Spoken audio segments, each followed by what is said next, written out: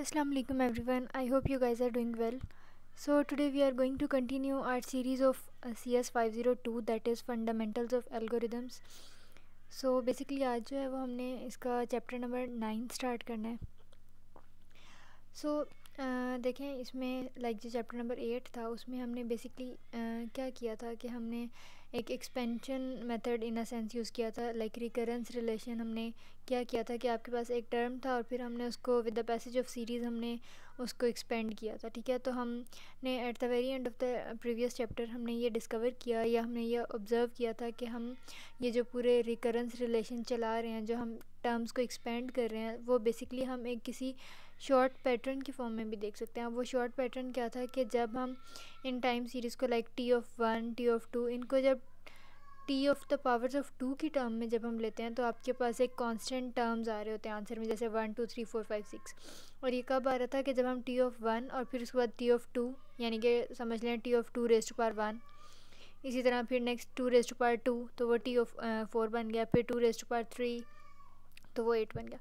तो कहने का मकसद है कि क्या होता है कि फ्लोर्स और सीलिंग्स जो हमने रिकरेंस रिलेशन में सारा कुछ कंप्यूट किया था उसको डेफिनेटली कंप्यूट करना, कैलकुलेट करना बहुत ज़्यादा एक ब्रेथ टेकिंग काम है. बहुत ज़्यादा उसमें मेहनत लगती है. तो उसको अगर हम किसी तरह शॉर्ट फॉर्म में कर सकें उसके लिए हमने कहा कि एक और मेथड है रिकरेंस रिलेशंस को सॉल्व करने के लिए, जिसमें हम फ्लोर्स और सीलिंग्स के हेडिक से भी बचेंगे, and that is iteration method. Right. अब आइट्रेशन मेथड में सबसे पहले हम एक सिंपल फार्मूला या सिंपल रिलेशन से बात स्टार्ट करते हैं. तो यहाँ पे देखें T(n) जो है वो आपके पास दो इसकी कंडीशंस हैं. एक तो है कि ये इसका कांस्टेंट रनिंग टाइम कब होगा, और एक ये वाला फार्मूला जो है वो कब अप्लाई होगा. So if you do remember, जब हम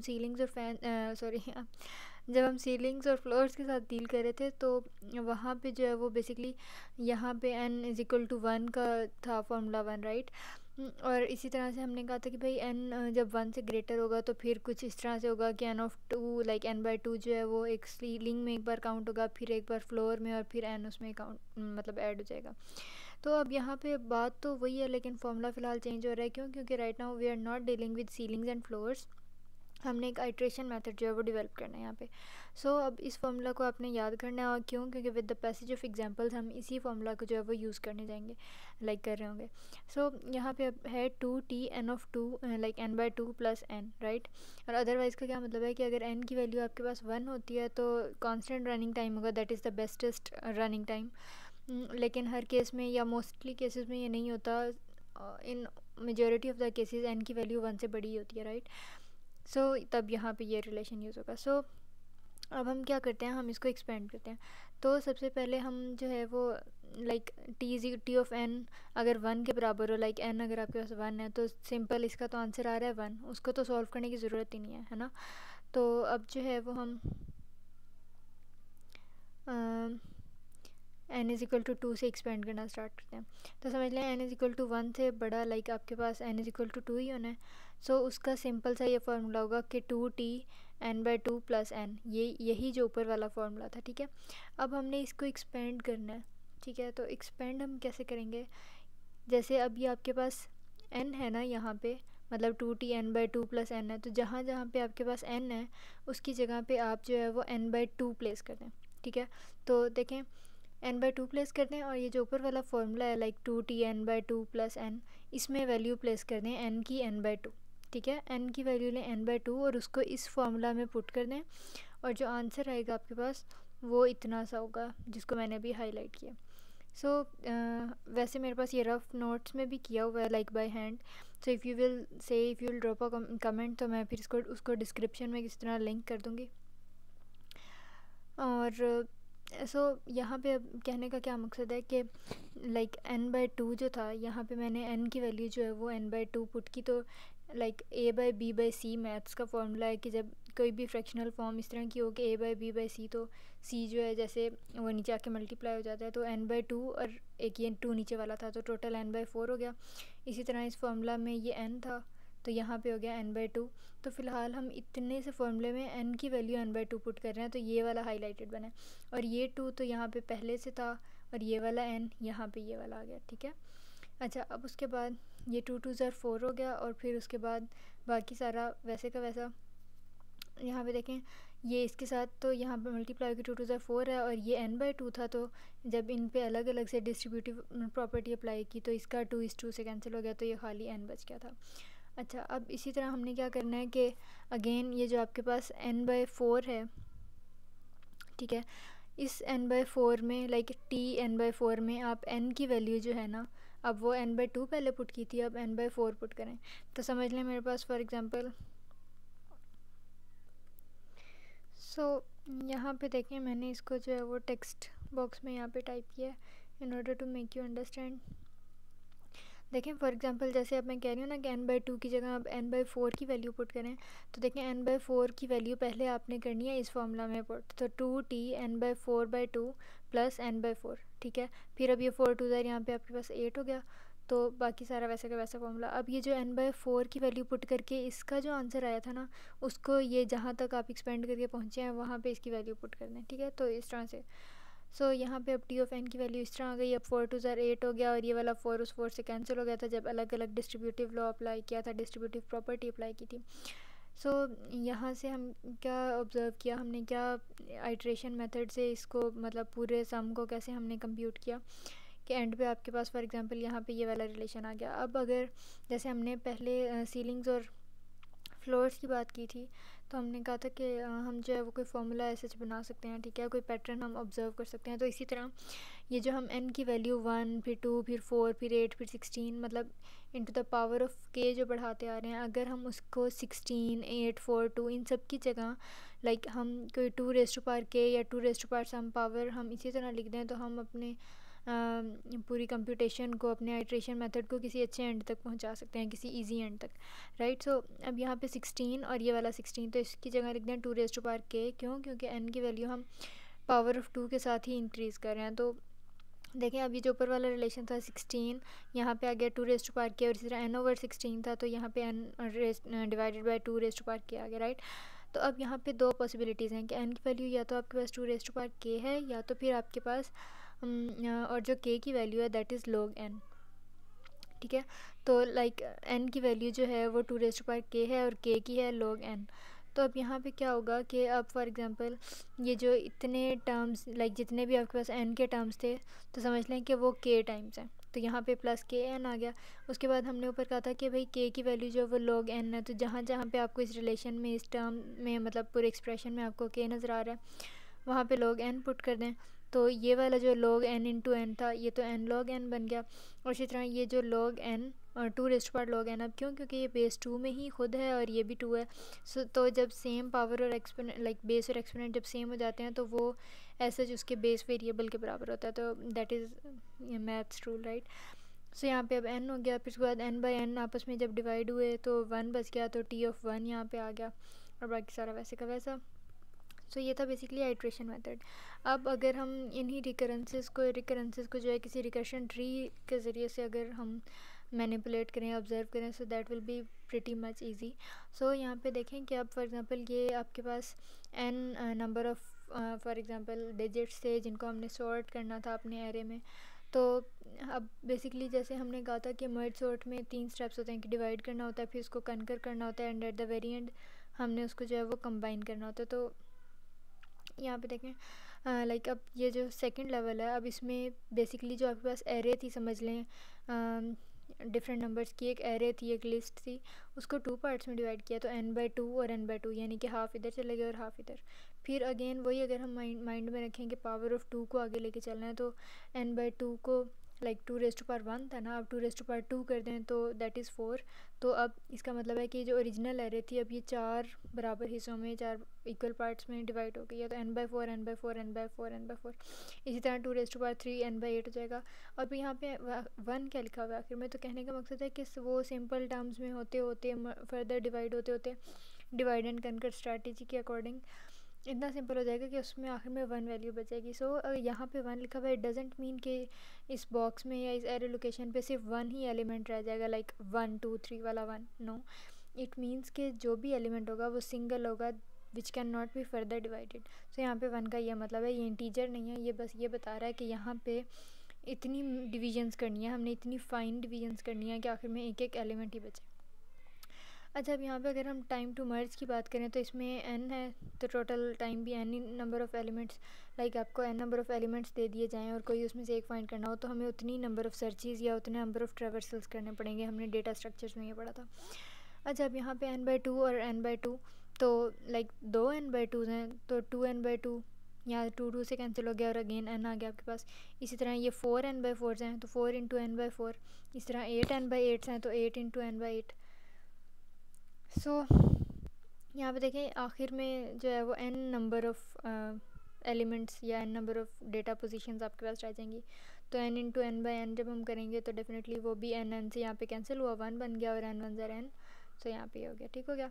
तो इसलिए टोटल जो लेवल्स हैं वो कितने बने, तो 0 से हमने लेवल स्टार्ट किए थे और फिर n तक, तो इसलिए log n + 1 इतने टोटल जो है वो आपके पास लेवल्स बनते हैं। खैर, अब मैसियर एग्जांपल, लाइक थोड़ी सी टफ अगर एग्जांपल की बात करें तो ऊपर था t(n/2), लाइक 2t(n/2 + n). इसी तरह अगर हम 3t(n/4) हम कहें कि नहीं कोई और रिलेशन फॉलो हो रहा है, तो अब सिंपल इसमें हम क्या करेंगे कि n/2 की जगह हमने यहाँ पे लिया n/4, है ना। तो अब इसलिए n को जो है हम 4k या k को log 4n फॉर एग्जांपल हम पढ़ेंगे। तो इसमें भी ऐसा और कुछ नहीं करना। n = 1 की तो बात सिंपल थी। अब जब मज़ीद हमने आइट्रेशन मेथड अप्लाई किया या परफॉर्म किया, एक्सपेंड किया, उसको कंप्यूट किया, सो हमने यहाँ पे क्या किया कि n = 2 से स्टार्ट किया बेसिकली। ओके, सो n = 2 से पहले हमने for example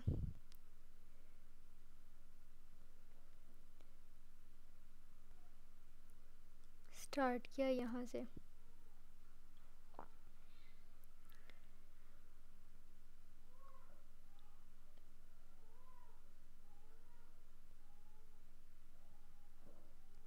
I don't know why the highlighter is not working. Anyways, अच्छा अब यहाँ पे देखें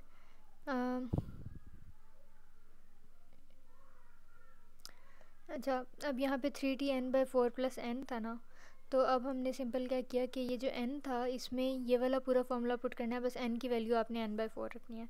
फिर इसी तरह नेक्स्ट स्टेप में जो है वो आपने अगली पावर जो है वो इसकी यूज़ करनी है, मतलब 4 की पावर्स जो है वो आपने लाइक 4 2 ज़र क्या होगा, मतलब लाइक 4 16 हो जाएगा, फिर इसी तरह 32 और इस तरह से।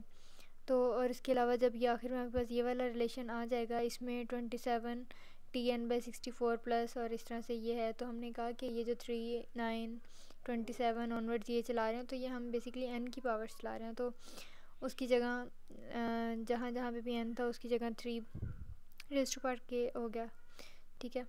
और इसी तरह जब आपने लाइक समेशंस अप्लाई की तो ये आपके पास बन गया 3a⁻i और फिर 4a⁻i। सो अब यहाँ पे देखें मैथ्स का रूल है कि जब 3a⁻i और 4a⁻i होता है तो हम उसको इकट्ठा करके लिख सकते हैं, लाइक 3/4 होल (i). एक तो ये बात हो गई, और उसके बाद एक यहाँ पे ये मैथ्स का फॉर्मूला है आपके पास a log bn इक्वल्स, यहाँ पे ये जो एक्सपोनेंट में था ना लाइक log b के बाद n, इसको हम इस बेस वेरिएबल के साथ जो है वो एक्सचेंज कर सकते हैं, ठीक है। तो यहाँ पे एक सिंपल हमने इसको एक्सचेंज किया। अच्छा, अब उसके बाद हमने लेक्चर 6 या 7 में ज्योमेट्रिक सीरीज़ या इस तरह से डिफरेंट सीरीज़ पढ़ी थी। तो जब हमने ज्योमेट्रिक सीरीज़ की बात की थी तो हमने कहा था कि इसका ये फॉर्मूला है कि जब भी समेशन और साथ लिमिट्स अप्लाई होती हैं तो हम कहते हैं x⁻m+1 या कोई भी आपके पास पावर हो -1 और फिर डिवाइडेड बाय x-1, ठीक है। तो इतनी ज़्यादा कंप्यूटेशंस हैं, लेकिन ऐसा इतनी डेरिवेशंस पेपर में नहीं आती होती। All you need to do is to clear your concept. अच्छा, अब यहाँ पे देखें ये जो n log 4 3 था वो यहाँ पे वैसे का वैसा आ गया, और यहाँ पे m की वैल्यू आपके पास क्या है, log 4n-1, ठीक है। तो अब ये जो आपके पास ज्योमेट्रिक सीरीज़ का रिलेशन है इसमें m की वैल्यू जो है वो इंसर्ट करें। ओके, अब नेक्स्ट हमने क्या करना है कि यहाँ पे देखें। अच्छा, अब हमने यहाँ पे क्या किया है कि सिंपल कुछ मैथमेटिकल जो है वो फार्मूलाज यहाँ पे पुट किए हैं। अब 3/4 - 1 इनका एलसीएम वगैरह लेना है, ठीक है। और इसी तरह जब लॉग आइडेंटिटी को सॉल्व करते हैं, ये जो है आपके पास 3/4 log 4n, तो इसमें वही जो हमने ऊपर मैथ्स का फॉर्मूला पढ़ा था कि इस n को इस यानी कि इस एक्सपोनेंट को इस बेस के वेरिएबल के साथ चेंज कर दें, तो देखें n यहाँ पे आ गया और 3/4 ऊपर चला गया। अब ये अगेन मैथ्स का रूल है लॉगरिथम्स में कि लाइक log 4 3/4 है ना, तो 3 पे अलग अप्लाई हो सकता है और माइनस दरमियान में और 4 पे अलग। इसी तरह अगर प्रोडक्ट होती तो हम उसको प्लस साइन में कन्वर्ट कर सकते थे, ठीक है। अच्छा, अब यहाँ पे देखें कि n log 4 3 तो वैसे का वैसा है, और अब ये log 4 इंटू 4 जो है वो 1 कैसे बन गया? क्योंकि ये सेम बेसिस थी। लाइक एक्सपोनेंट के जैसे बेस 2 का अगर 2 पे अप्लाई हो रहा होता है तो 1 होता है, इसी तरह बेस 4 का जब 4 के साथ हमने किया तो ये 1 ही हो गया, ठीक है। उसके बाद अब यहाँ पे देखें कि जैसे डिवीजन को हमने माइनस में कन्वर्ट किया था, इसी तरह हम माइनस को डिवीजन में इंटर कन्वर्ट कर सकते हैं वापस से। सो n log 4 3 और फिर ये -1 था, like n raise to power 1 n ही होता है, तो माइनस की जगह डिवीजन वाला साइन आ गया और n वैसे का वैसा, ठीक है। अच्छा, अब उसके बाद यहाँ पे देखें कि सिंपल हमने प्लग बैक किए हैं, वैल्यूज़ पुट बैक किए हैं और ओवरऑल आंसर जो है वो आपके पास यहाँ पे 4n - 3 n, और फिर इसकी अगर आप कैलकुलेटर से वैल्यू निकालें तो वो 0.79 आती है, ठीक है। तो अब यहाँ पे देखें कि ये 4n है और ये 3n और रेज़ टू पावर इतनी छोटी सी वैल्यू, तो ओवरऑल ये जो 3n वाला पूरा टर्म है इसकी वैल्यू बहुत ज़्यादा कम होगी, और ये जो 4n में n की वैल्यू है वो बहुत ज़्यादा डोमिनेंट होगी, बहुत ज़्यादा डोमिनेट करेगी, तो हम कहेंगे कि ये डोमिनेटिंग टर्म है।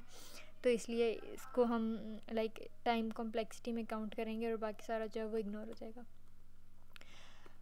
अब अगर सिलेक्शन प्रॉब्लम की बात करें तो सिलेक्शन प्रॉब्लम में बेसिकली हमने क्या करना होता है, आपके पास n नंबर्स का एक सेट दिया होता है और हमने उसका जो है वो रैंक फाइंड करना होता है।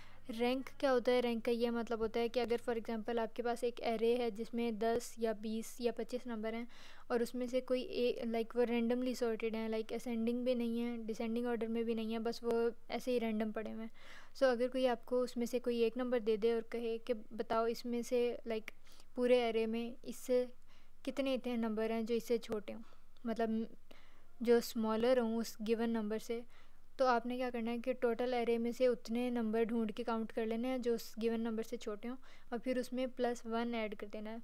क्योंकि we are going to find the rank and in order to find the rank we need to count the total number of elements which are smaller and then add 1 in this. तो हमने basically पूरी उसमें 1 को जो है वो साथ plus करना होता है। तो फॉर एग्जांपल यहाँ पे अगर आपके पास जो है वो ये एरे दिया हुआ है, ठीक है, और इसमें कोई हमें कहे कि 15 से जो है जितने नंबर छोटे हैं, लाइक कोई हमें कहे कि 15 आपके पास एक एलिमेंट है और इसका हमने रैंक बताना है, तो 15 एलिमेंट का रैंक हम कैसे पता लगाएंगे कि पहले देखें कि इससे छोटे कितने नंबर हैं।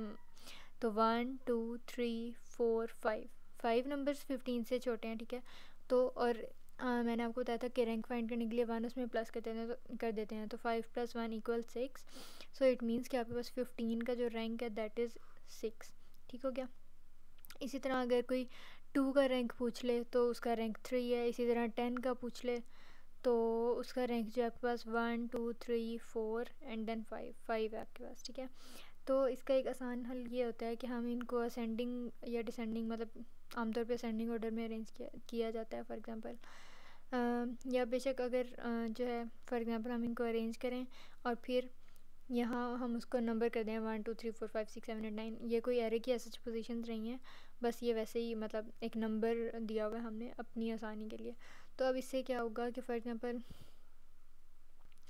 अगर कोई आपको कहे कि इसमें इस नंबर का जो है वो लाइक रैंक फाइंड करें, तो आपने इसकी पोजीशन को ही कह देना है कि ये रैंक है, ठीक है। इससे क्या आसानी होती है कि अगर एरे में फॉर एग्जांपल 10-20 नंबर हैं तो डेफिनेटली उनको सॉर्ट करना और उनका रैंक करना तो कंपैरेटिवली इजी है।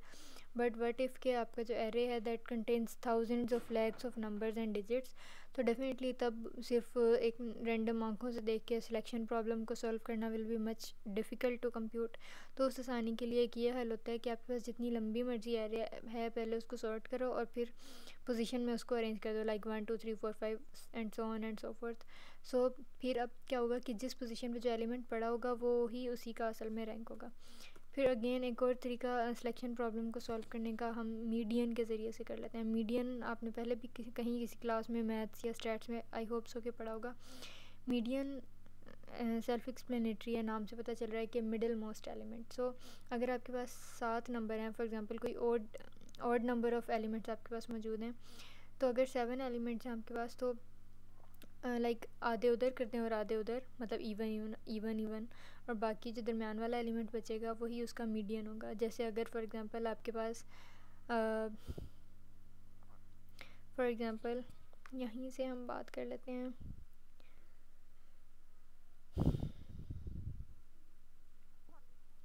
1 2 3 4 5 6 7। अब यहाँ पे ये जो है ना वो आपके पास किसी उसके फॉर एग्जांपल हाउस होल्ड के इलेक्ट्रिसिटी बिल्स हैं for example. So in 7 elements का अगर कोई आपको मीडियन फाइंड करने के लिए कहे तो हमने फॉर्मूला यूज़ करना है n+1/2। n+1/2